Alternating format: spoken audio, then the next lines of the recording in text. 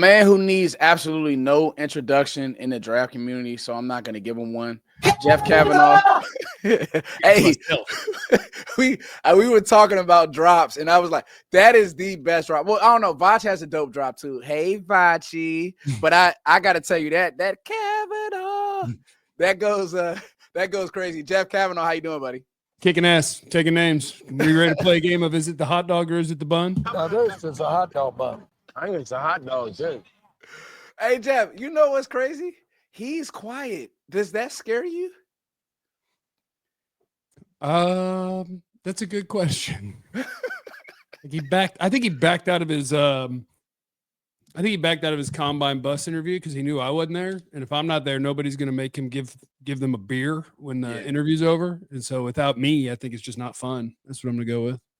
And I feel like that's a good way about it, man. Jeff Kavanaugh here. We're going to talk some draft. We're going to talk some Cowboys combine winners, losers, and maybe in between. Jeff, before I go, how do you look at a guy who runs fast because he's been training to run fast and he's been training wherever he's at, Arizona, Texas, Georgia, wherever, to be great at the combine versus a guy who you see it on film? Like, I know Tez was slow yesterday and he's small, but I still see a great football player. I didn't see 4.47 with Jaden Higgins, but I also love Jaden Higgins, and I think he helped himself. So just how do you, before we start talking about these guys, how do you judge that more or less? I would say so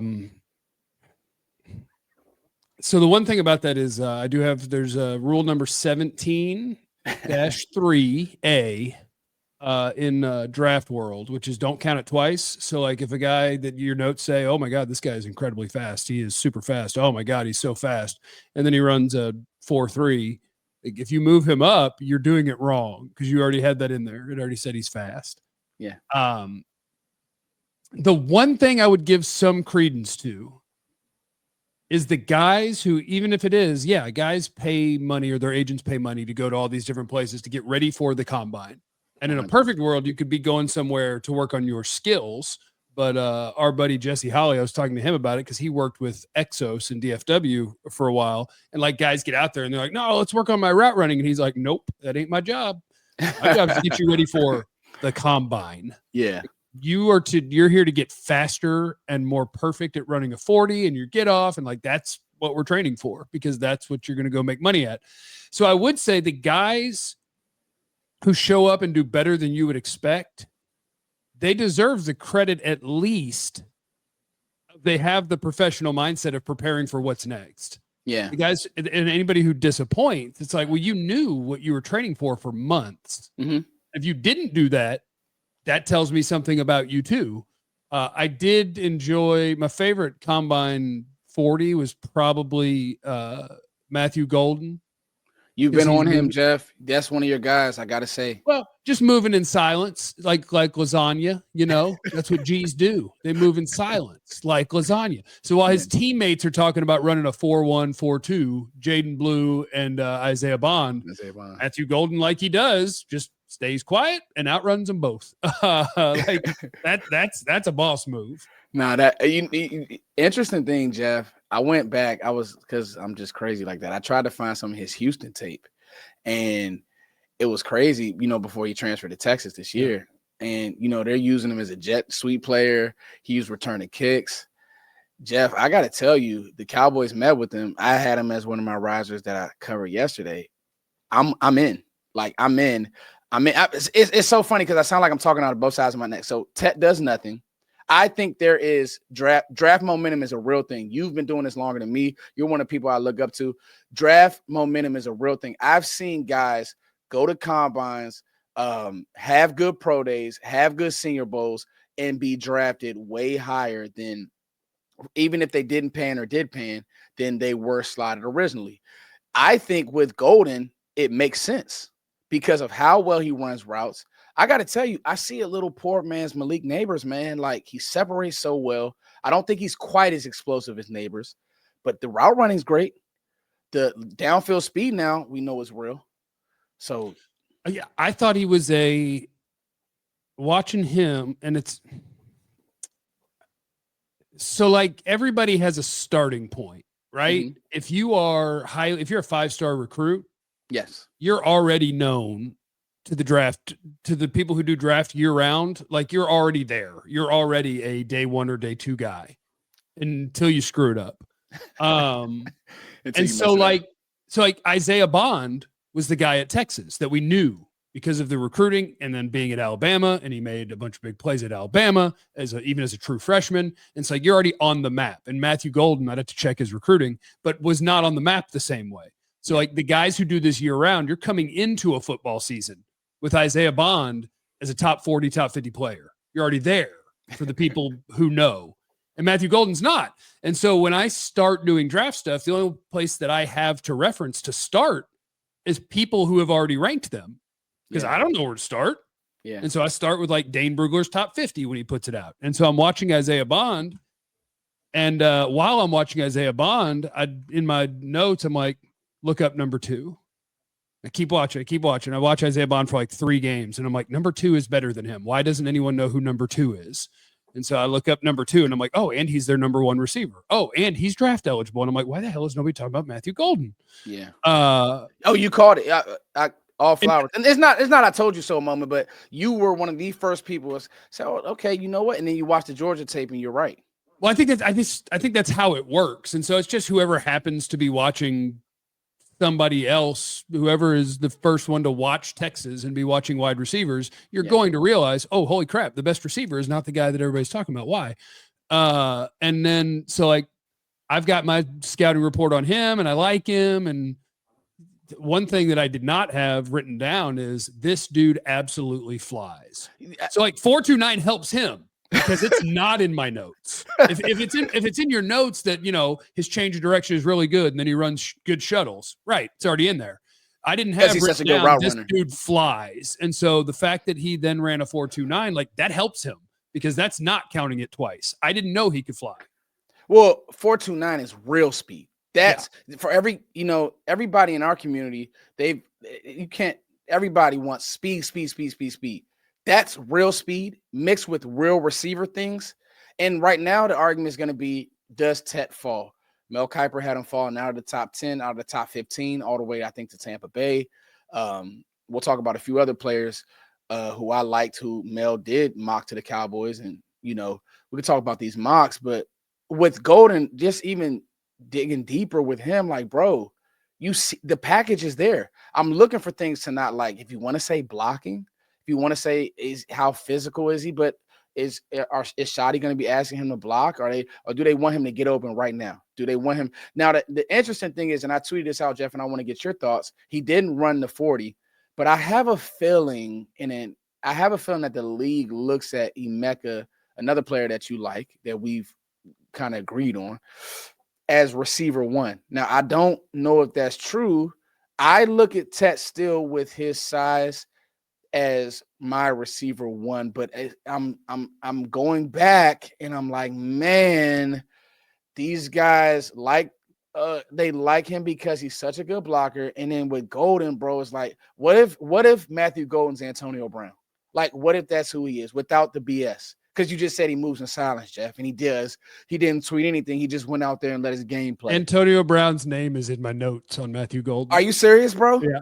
That's crazy. People would think we're crazy, but like, bro, that skinny post he ran late in that game. What game was that, Jeff? I'm like, bro, this is it. And I wrote it because Antonio Brown, I'd have to look it up, but he was not a burner. No. So like he was a good route runner that found his way open, and like nothing about the way he did it did you say elite. It was like, I mean, he's really good at kind of manipulating the routes and changing the speeds, but he's not a high ball guy. He's not running away from people, but he knows exactly what he's doing. And I don't think Golden separates like that.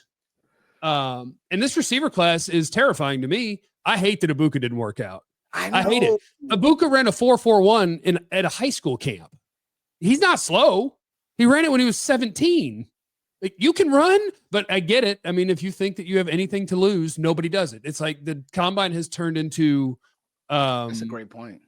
The combine has turned into a non-playoff bowl game. If you have anything to lose, you don't go lose it. And if you know that you're going to gain, you go do it. If you know, because you've been training for this, that I'm going to run a 4.3 and I know my vert is going to be 40 and I know I'm going to broad jump 11 feet, then you go do it, especially if you're not already going to be a first round pick. But if you have something to lose, Ashton Genty, Mason Graham, Tet McMillan, Shador Sanders, Travis Hunter. What do you think about Graham's measurables, Jeff? Ooh. I hate it. I hate the whole draft. Foots, the secret is I hate the whole draft. He's small, Jeff. I don't want to pick. You know who I want to pick at 12 now? You know who I want to pick at 12? Don't do it to me, Jeff.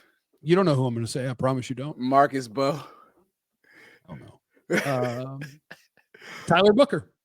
He's a huge human being, dude. 6'5", 320, super long arms, really good in the run game.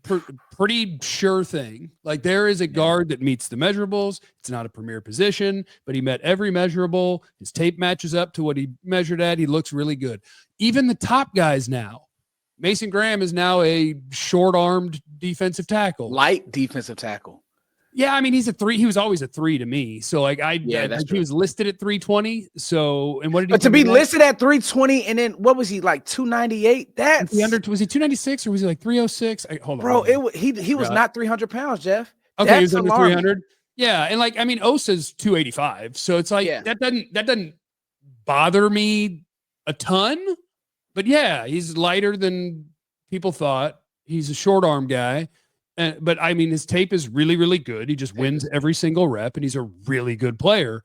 But now, even one of the guys that I thought existed above the other guys with questions, like, that's kind of a question. You're not a perfect defensive tackle prospect by any means. So now my prospect list is down to one player that's awesome.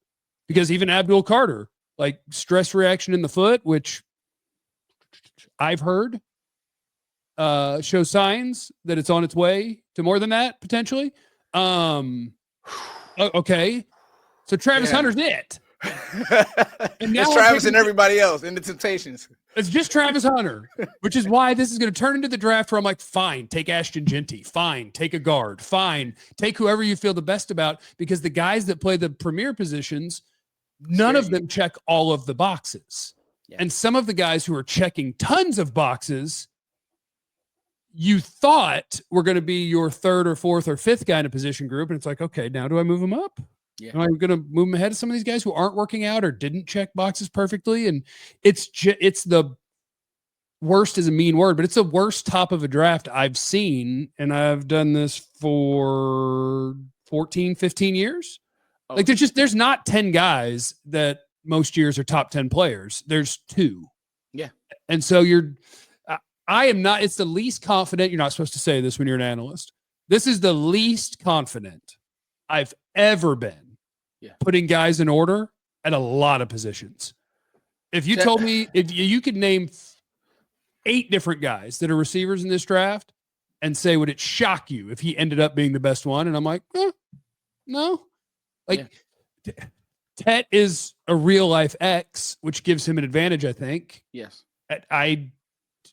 I guess I would pick him first out of the wide receivers. Yes, but would it shock me if Luther Burden had a better NFL career? No. Emeka Ibuka had a better NFL career? No. Matthew Golden? No. Restrepo's a little bit different because I think slot only will not worry about. If Higgins ended up being a better player than McMillan, would I be stunned? No. Besh, maybe. Like, that's where I start getting to my maybes, is like Trey Harris, Ayo Manor, Savion Williams. Watch Trey at the Senior Bowl. Good player. Can that help me? Because I struggled with him. I'll tell you. Good. He breaks the metric charts. He plays X like I want. He, like, literally, you have to remove him from the metrics charts for like yards per route run and all those things. Otherwise, everyone else is down here and he's by himself up there. And I watched him and I'm like, what's his thing? And I couldn't figure it out. Like, the best thing I thought was he's full size and he has good breaks. Yeah, but he can run. It's weird, you know. So actually, you know what? I got it wrong. I was talking about the Mississippi corner. He ended up getting hurt. Ole Miss corner. What's his name? I got to look my stats. Amos. He got hurt. I was talking I about love his Trey teammate. Amos. Yeah, he was good. Trey Harris did not go to the Senior Bowl, and I struggled with Harris as well. So you're right about the receivers, Jeff. And you know what? You have been doing this for a long time, so I tend to lean to guys like yourself who know what they're looking at. And well, then you just have to tell everybody you have no idea this year because that's where I'm at. I have no idea. You know what's crazy?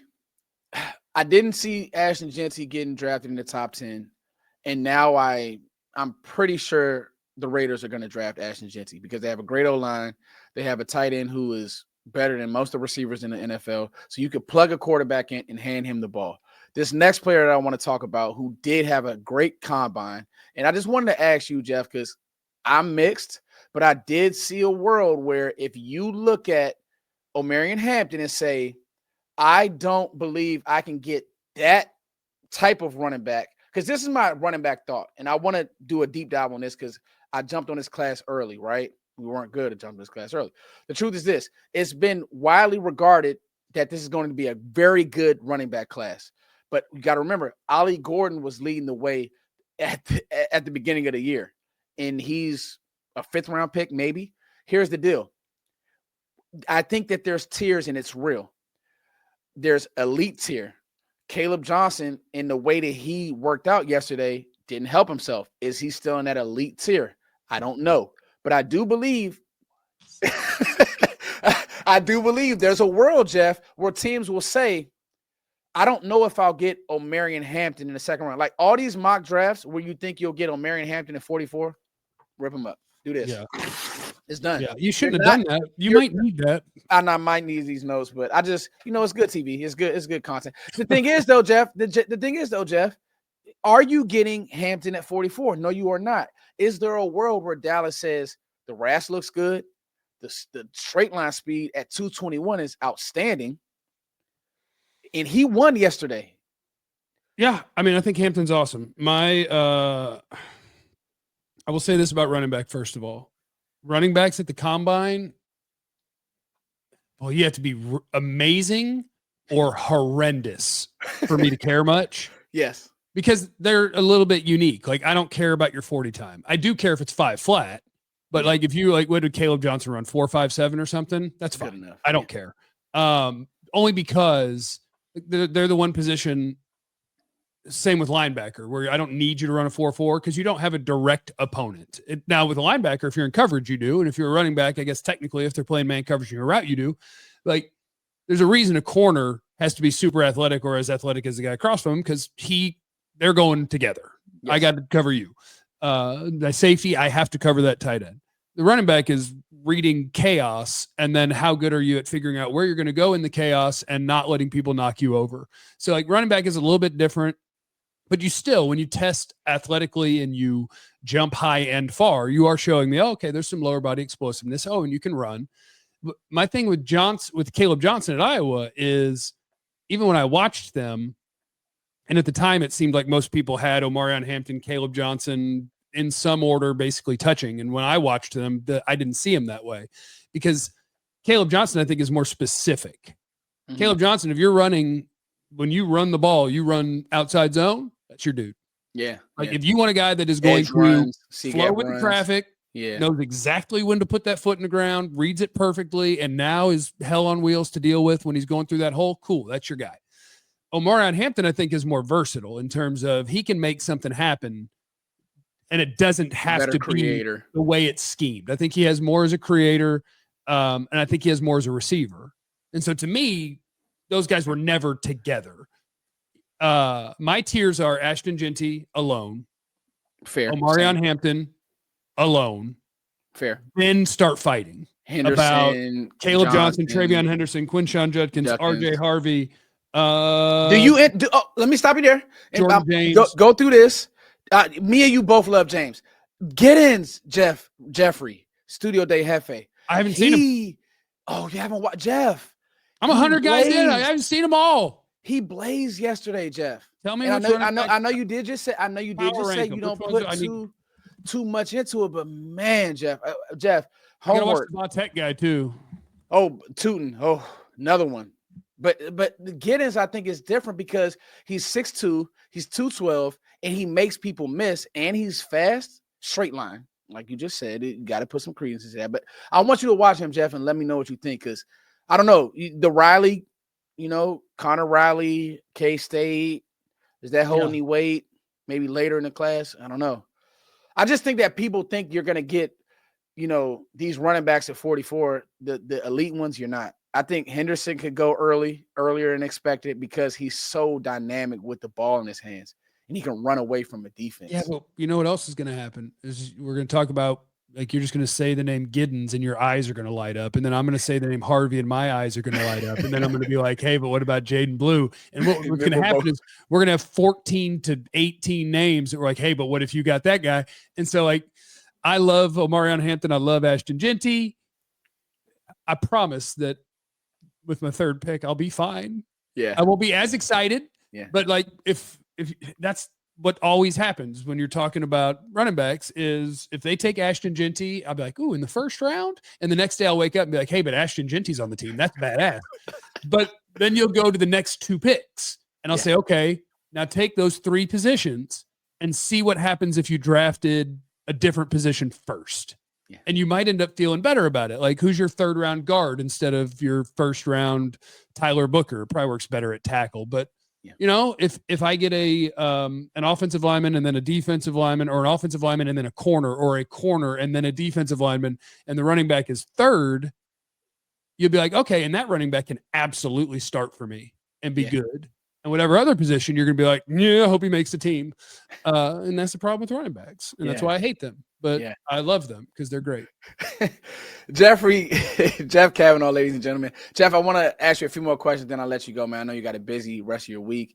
We'll be hitting content all week. Jeff, were there any other names that you saw, whether either watching the Combine Live? I know that O-line is going right now. You just mentioned Tyler Booker. I think that's a great name. Is there any names on defense? I got a name or two on defense. I love Jaden Higgins. I even like the way that Riley Leonard just looked out there, and I know that they're in the market for a quarterback later. I know he's a scrambler. He can create.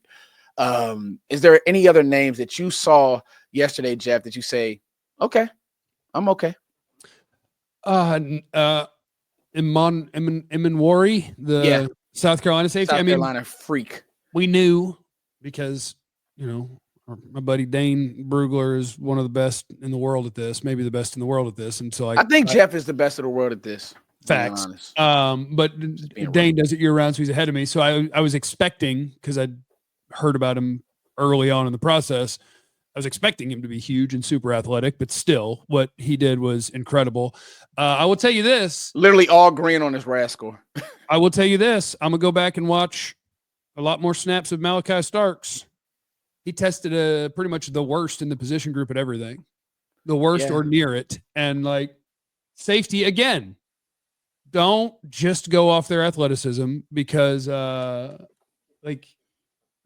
Emanwari matches up perfectly with, I'm forgetting the name, but it was freak athlete safety that couldn't play a lick. Now he can play. Yeah. But your RAS score is not the determining factor at safety. The determining factor is how well can you cover? What is your spatial awareness? How many things can you do? Can you line guys up? Like, there's a lot more to it. And so I'm not saying that Malachi Starks is in trouble, but I'm going to go look.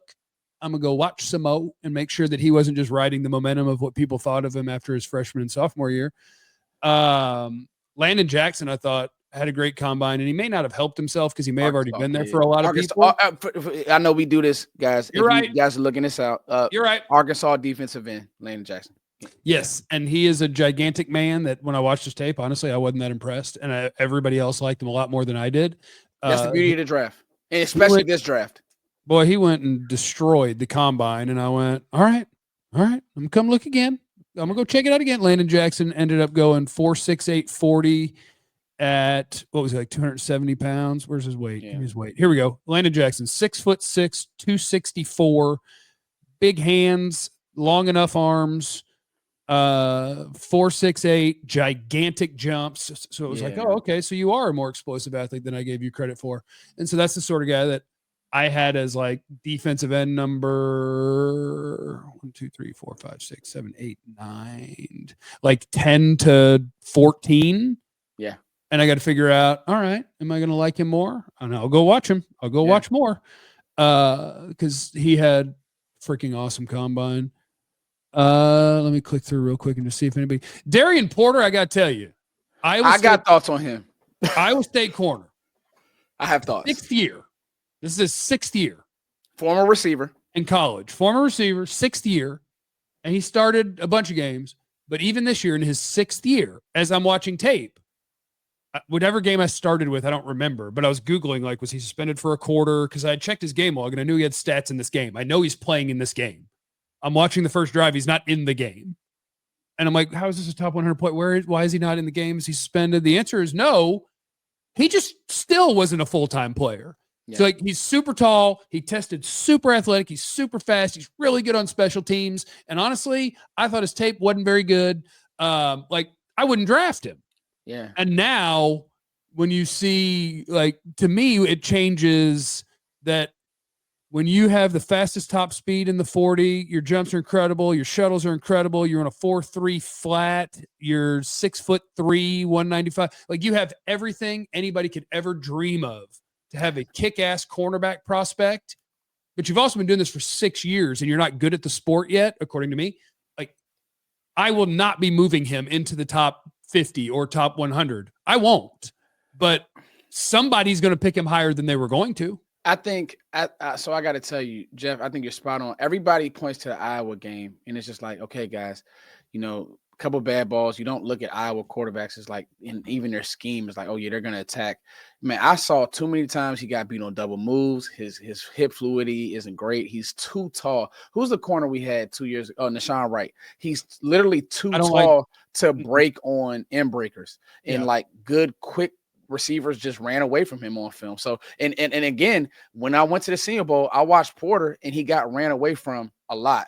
A name that you backpedal, like even just backpedaling, I'm like, that looks weird. But yes, it just doesn't work. I got a name for you, Jeff, that you had tweeted out. Give me why you love Jihad Campbell, because I love him as well, but I still see a few things that I didn't like on tape. I think that he's got, like, there's, you know how linebackers now are really like 225 pounds and 6 foot tall, and like all of them are like small and great athlete and Carson all that. Schlesinger. Like, yeah, but he's still a like throwback size, that he's full size, real life stopping power, led Alabama in everything. Like, I think the fact that at that level of competition, the athletic testing checked out. I didn't know if he was a 4.5 flat. I think he ran like a 4.52. I think that's great for him. For his, He can line up and rush the passer from the edge. And when he does that, he is at least taller and longer than like Jalen Walker at Georgia. And so I couldn't find linebackers I liked in this class first, which probably helps him in my eyes. Like, I don't think he's perfect in terms of read and react and doing everything instantly. And I don't think he's perfect as a coverage guy, but I also don't think that it's a weakness. Yeah. His build is pretty much a clone of Fred Warner. He has stopping power and the movement ability to be a really good coverage guy. And I don't think he's bad at it. Yeah. So I like him a lot. And I feel like he is safely the best off-ball linebacker in this class, unless you call Jalen Walker that too. And again, Genty, I feel safe with. Campbell, I feel safe with. And guess what? They play the positions I don't want to pick in the first round. Yeah. And I think with Campbell, his drill work, it was a clear difference at that size. Like, the right coach, Matt Eberflus, whoever, could clean him up. The one name that I'll mention, Jeff, is I love Maxwell Harrison, and he checked out and his film checks out. And I just think that he's not being talked about enough. I know everybody loves Jahdae Barron, and I think that they should. I also see Barron in the NFL as a nickel, kind of that Brian Branch role. He can play all on the back end. I just don't know. Brian Branch, I'll take him with the number 1 overall pick. Well, I'm going to just say this, and I want, Jeff, when you get a chance, really go watch Max Harrison. I thought he was the best corner. I did. In the first couple of games, I didn't like him.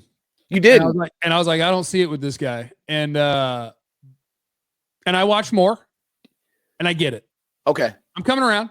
Okay. The first couple of games, I was like, gee, like, he's late to react, and he's not making plays. He is. The balls, and then, but I mean, he's tall. He's, the way he explodes when he's changing direction, the fact that he can catch it and go get it. Like, I get it. At first, I did not like him, and I was like, here's the guy I'm just going to be wrong on. Yeah.